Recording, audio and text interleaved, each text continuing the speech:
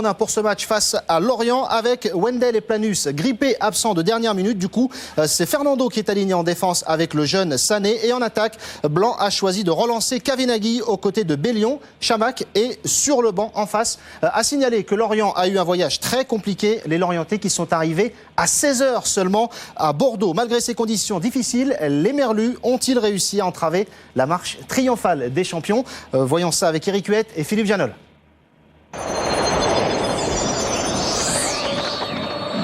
Et pour tenter de briser la très belle série girondine, Christian Gourcuff ne veut pas se cacher derrière ce voyage mouvementé.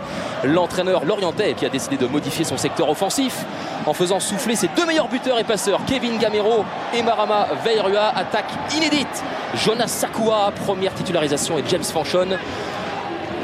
C'est bien fait de la part de Fanchon. Diarra. Le centre de Diarra qui cherche Sakua, qui parvient à contrôler la frappe derrière. Magnifique. De Fanchon. James Fanchon. Donc ça repart très vite. Ballon récupéré finalement par les Girondins. Diarra, c'est finalement Fanchon maintenant.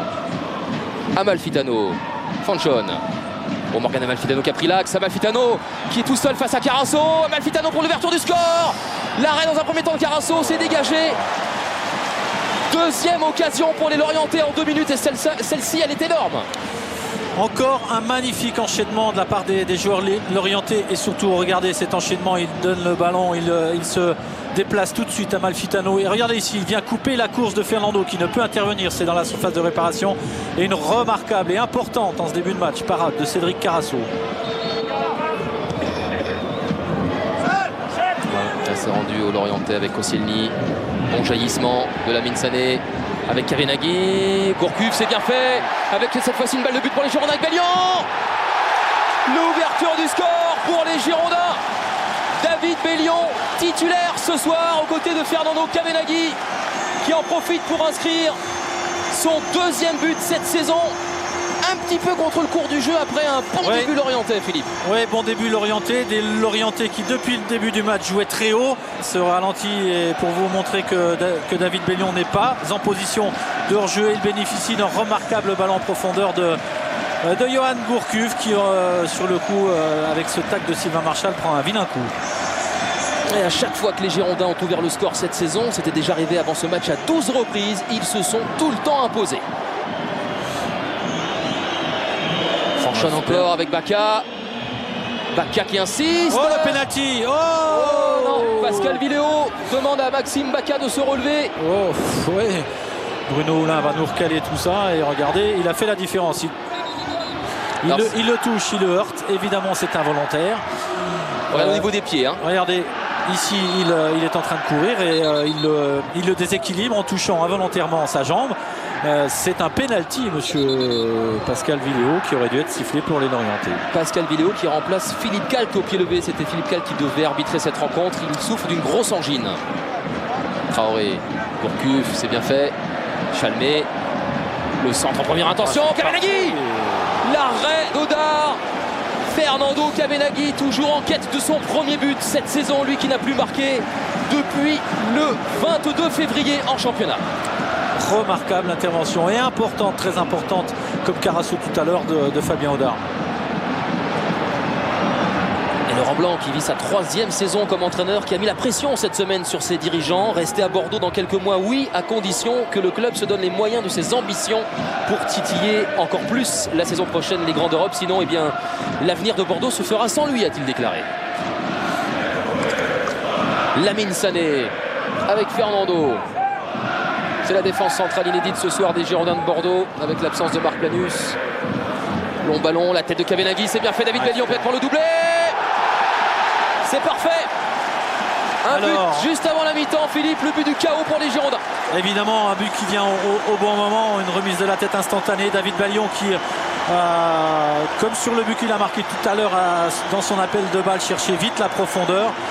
À la limite du hors-jeu, en tout cas une bonne remise. Et il marque un but important à un moment très important. Et on a souvent dit cette saison que les Bordelais marquaient sur coup de pied arrêté. Il faut savoir que les 10 derniers buts girondins ont été inscrits sur des actions de jeu.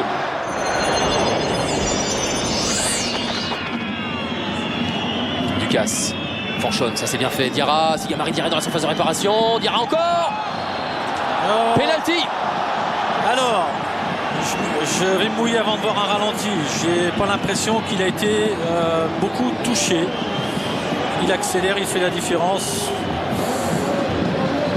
Remise un petit peu heureuse de Ducasse qui arrive dans les pieds de Fanchon, déviation de Fanchon pour un Diarra qui a pris l'intervalle. Il est légèrement bousculé en dehors de la surface de réparation. Ouais, j'ai l'impression qu'il n'est pas touché, qu'il se jette. C'est Franco Sosa qui va frapper ce penalty sur le poteau. Bordeaux n'encaisse pas de but à domicile. Vraiment, c'est une certitude depuis ce but de Samassa. Des Lorientais maudits et des Bordelais qui tiennent le coup grâce à une défense imperméable et la chanceuse. Et la contre-attaque avec Jaroslav Plazy, le match qui est en train de basculer dans l'intervalle. Gourcuff, Kavenaghi. Il peut retirer son maillot, Kavenaghi. Je vous le disais en première période, il avait pu marquer depuis fin février contre Saint-Etienne. Il avait bien marqué lors du Trophée des Champions contre Guingamp. Il avait raté un penalty à Auxerre. Et là, il marque son premier but sur une offrande de Yoann Gourcuff. 3-0 pour Bordeaux. Et quel scénario incroyable, puisque les Lorientais avaient l'occasion sur le penalty de revenir au score. Mais voilà, sur le contre, ce sont les Bordelais qui jouent bien le jeu. Un merveilleux ballon, un merveilleux passe de l'extérieur du pied, il n'a plus qu'à la mettre au fond. Et le retour victorieux, l'efficacité retrouvée d'El Torito, le taureau argentin Fernando Kavenaghi. Les deux meilleurs buteurs et passeurs, 7 buts, 4 passes décisives chacun. Marama Vairua, Kevin Gamero entrent en jeu pour essayer de redonner un petit peu d'allant offensif à cette équipe lorientaise, KO depuis ce troisième but.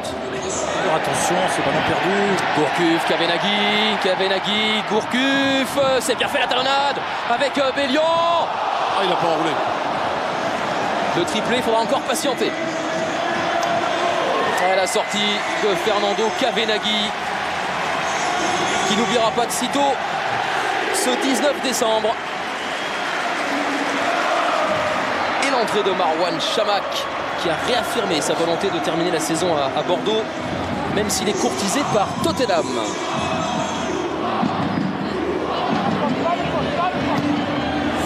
À la phase de Bacca pour Oda. Qui ne prend pas risque, le risque de contrôler, de dribbler. Il y avait la première course de Gouffran. Ouais. À la touche de Chalmé pour Gourcuff. Et but. C'est un très bon match de Yoann Gourcuff. Laurent Blanc disait que Gourcuff manquait d'un match référence depuis son retour de blessure, qu'il avait même besoin de vacances. Ce soir, il se fait plaisir, Yoann Gourcuff. Il inscrit le 4e but de sa formation, 4-0. Ouais, cet homme qui a été très influent sur les 3 premiers buts et puis qui marque le 4e, qui fait très mal à son papa. On fait les derniers efforts là, côté Lorientais. Marama Vairua maintenant. Le centre pour Kevin Gamero, c'est bien fait. Gamero qui va marquer. Et bien voilà, la série bordelaise imperméable jusqu'à maintenant. La défense prend fin grâce à Kevin Gamero qui imite Gemma le Lensois et Samassa le Valenciennois, les seuls à avoir marqué ici en tant qu'adversaire face à Bordeaux. Et on a retrouvé la complémentarité là entre Vairua et Gamero. Gamero qui inscrit son 8e but sur une 5e passe décisive de Vairua.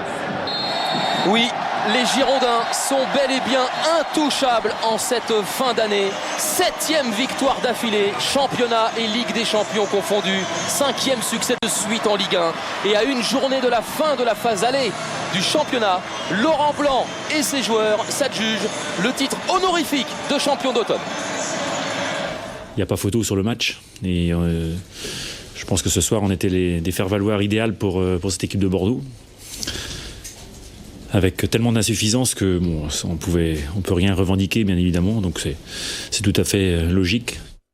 Et c'est dur pour le Lorient de Christian Gourcuff, qui a évidemment salué son fils à la fin de la rencontre. C'était l'une des images attendues ce soir. Le Bordeaux de Yoann Gourcuff est donc champion d'automne ce soir. Est-ce que c'est juste honorifique, symbolique? Question posée par Gaëtan Huard à Laurent Blanc. C'est symbolique, mais ça veut dire qu'on a pris beaucoup de points pour être champion d'automne. Donc ce qu'il y a d'intéressant, c'est que dans ce titre honorifique, ça veut dire que Bordeaux a pris énormément de points en première partie de saison. C'est bien, il faudra continuer en deuxième partie. Dans un instant, d'autres buts encore, ceux de la 18e journée de Ligue 2 et ce but exceptionnel de Léo Messi. Avant cela, petit rappel des scores de cette 18e journée avec une victoire à l'extérieur, celle de Nancy à Montpellier, le match nul de Saint-Etienne face à Marseille, victoire de Bordeaux et de Rennes, Boulogne-Sochaux reporté pour rappel. La suite demain, Lille-Le Mans, Auxerre, Toulouse, 17h, les résumés dans le Canal Football Club à partir de 19h30. L'invité sera Jean-Claude Dacier, le président de l'OM. Monaco-Lyon, 21h, c'est le grand match Canal. Au classement, Bordeaux champion d'automne avec désormais 8 points d'avance sur Marseille, un match en moins. Montpellier pour le moment sur le podium, mais la bonne opération est pour Rennes qui gagne 6 places. Les Rennais 4e dans la deuxième moitié du classement. Saint-Etienne pour le moment quitte la zone rouge. Le Mans